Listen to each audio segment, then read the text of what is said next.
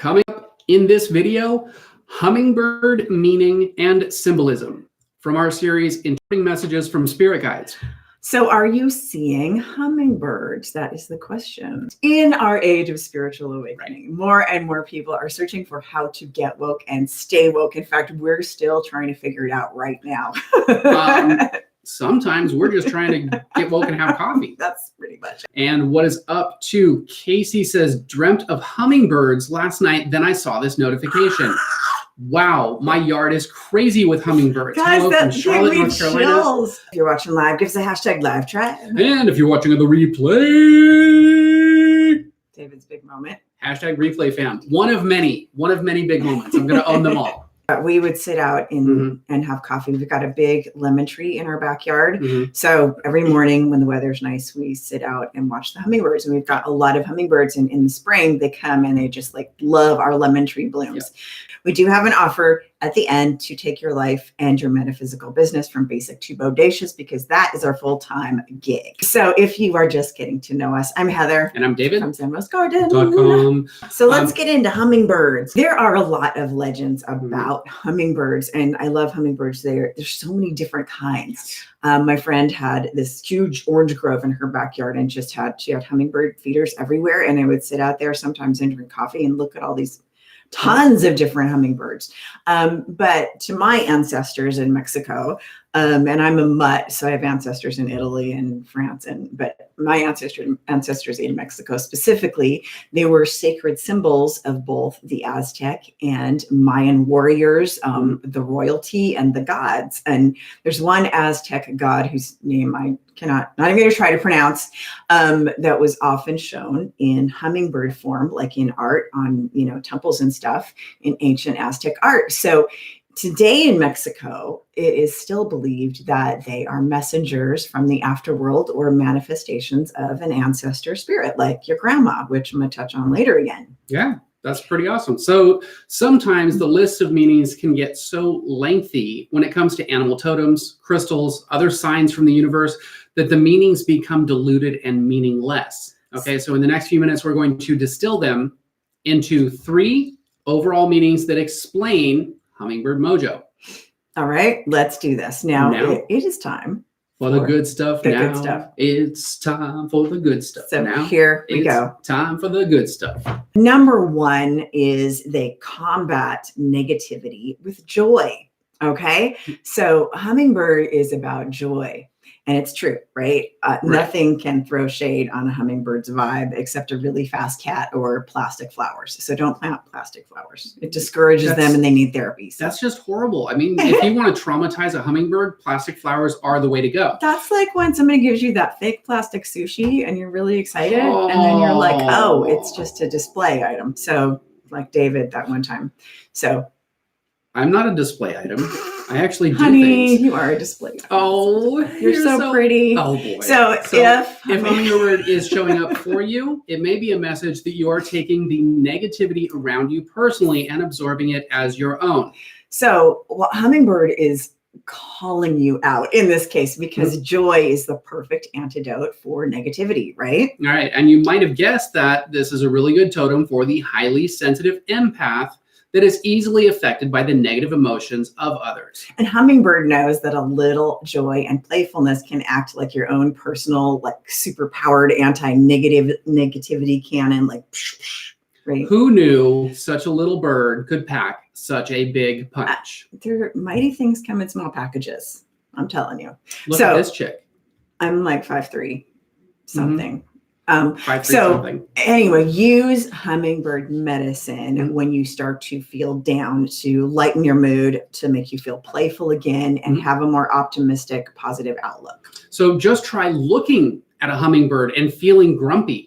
Okay. You just can't do it. It's not gonna happen. You can't. You cannot look at a hummingbird and go, I'm so depressed. You can't, because they're like, stop it. Right. Yeah. So one of the places people are affected by negativity most is at the office. So try a hummingbird screensaver on your computer. So when you get into the office, it's the first thing you see. And like, I can totally already see it. Some of your desks are going to look like the Audubon Society threw up on it. like in about a week. It's going to be ridiculous. Send us pictures. Send us pictures, please. You're going to be like, I need a hummingbird. I need this hummingbird. You're going to have like this whole hummingbird. You're going to look like that like old retired lady, the lady that's like ready for retirement with all the hummingbirds. I wouldn't recommend a hummingbird feeder at your desk at the office. I would send us pictures, please. And oh damn, empath extraordinaire. Guess that is why my yard is nuts with them. Yeah, that's a lot of medicine that you need to be taking. I'm telling you, they show up when they're trying to tell you something, right? Get the message right. So tip number 2 is the ability to move fast and be light on your feet. So hummingbird can change direction fast and smooth. They can glide magically, just like Michael Jackson doing the moonwalk, right? So if hummingbird is showing up for you, the message may be to be light on your feet, think fast, change direction, be flexible, and do the moonwalk. So because even though life comes with unexpected challenges and demanding situations,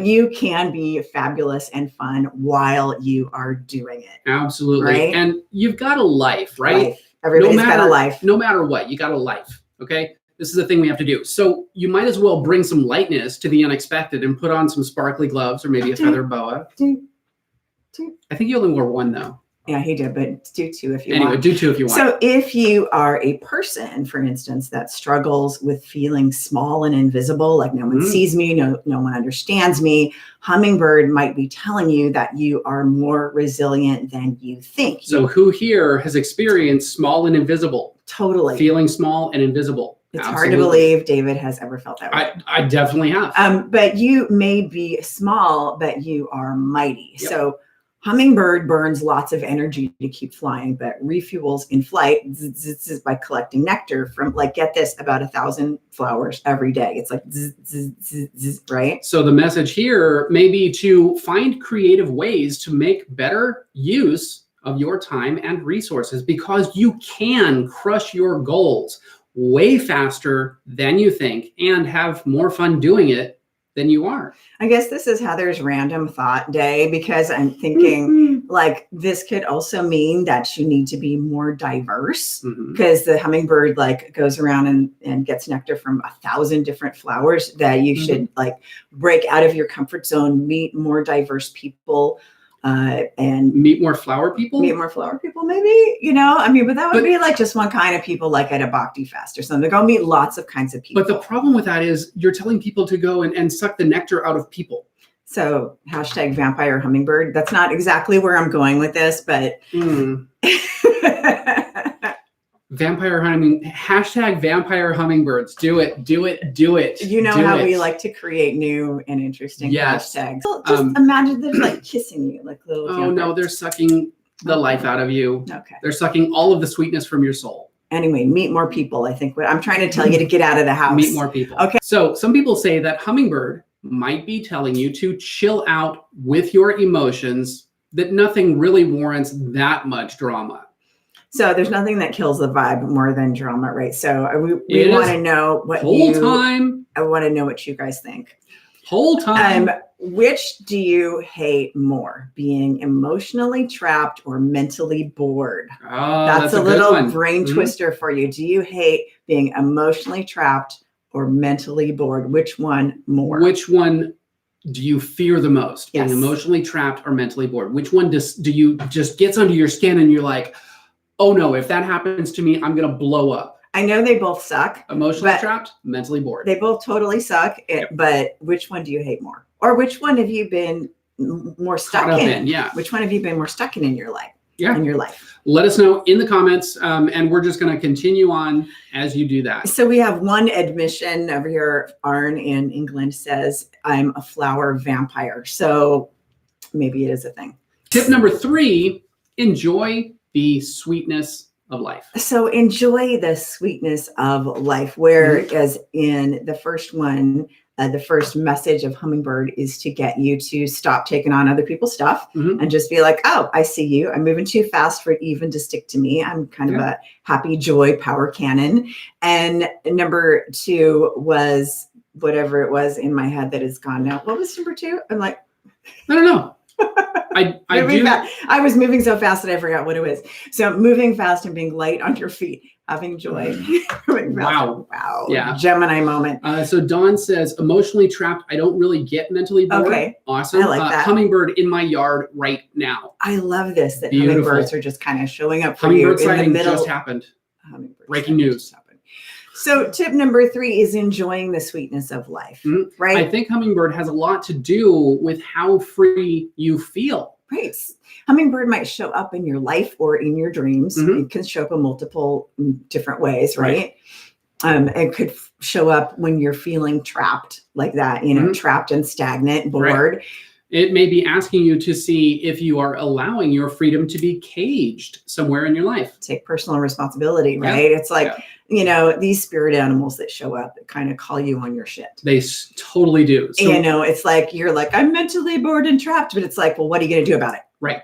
True. Or I'm emotionally trapped. What are you going to do about it? Right. So when we feel caged, we can't enjoy the sweetness of life. Because feeling free really is the sweetest thing that you can experience in life, right? Right. Like letting it all hang loose, streaking down Fremont Street. That's not going to get you arrested and then you'll be in a cage. Except for that one guy that's actually on Fremont Street and gets paid for it. We do have like mostly naked people on Fremont Street. So Hummingbird symbolizes enjoying life and a lightness of being. It tells us to take pleasure in the fruits of what we have worked for. Because sometimes we get going so fast that we forget to just enjoy the simple things, right? All the time. Taste the roses.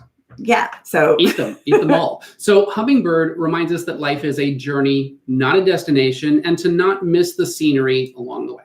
It's interesting. I guess this is Heather's random thought day. It's like flowers are beautiful, right? Like they don't last very long. So when you have them in your house and someone gives you flowers, you got to really enjoy them in that little window that they're around. So even out in nature, they don't last a really long time. It's always new flowers. So really you do have to enjoy them while they're blooming and beautiful. You can't be like, well, I'll enjoy it, next week. Right. So enjoy life along the way. So Hummingbird does remind us that life is a journey, not a destination, and don't miss the scenery along the way. Right. So when I see Hummingbird, I'm going to go back to the Mexican ancestors. When I see Hummingbird, I really think about my Mexican grandma who, abuela, but we called her Mama Grande. And she was teeny. She was 5 feet tall and she was always doing something. She was like zing, zing, zing. She reminded me of a hummingbird. She was always playful and joyful. She had a really thick accent. And her kitchen was also really, really teeny. So she was always, buzzy, buzzing around like a hummingbird, making tortillas or something delicious. She taught me how to make tortillas and some other Mexican dishes when I was a little girl. Hummingbirds make the best tortillas. Yeah, Mexican ones anyway. But when she was teaching me to make something, she would also teach me she's like, if you clean as you go and you clean this, you put it away, you do this as you're cooking, that when it's time to eat, you can sit down and relax and enjoy the party. So you can just chill out and not worry about doing this or doing that. You can just hang out, enjoy the sweetness of life. And I think that taught me a lot. She taught me so much about enjoying and savoring the journey. I think she's my spirit animal sometimes. So enjoy the sweetness of life. Life's simple pleasures, and express love along the way. Okay? Love is really all you need, except for a hummingbird. Hummingbirds you might need. Or sushi.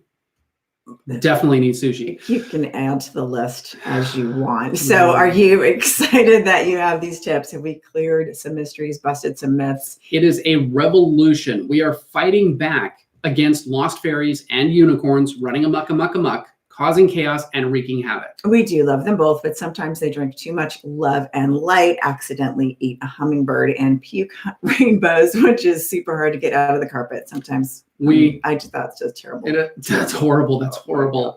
So we are no hummingbirds were harmed in the making of this film. We do like to have a lot of fun, but we also make an effort to make it easy to understand for you. Yeah, we like to break down these complex things into fun and easy bite-sized pieces for you to digest because you can savor it better.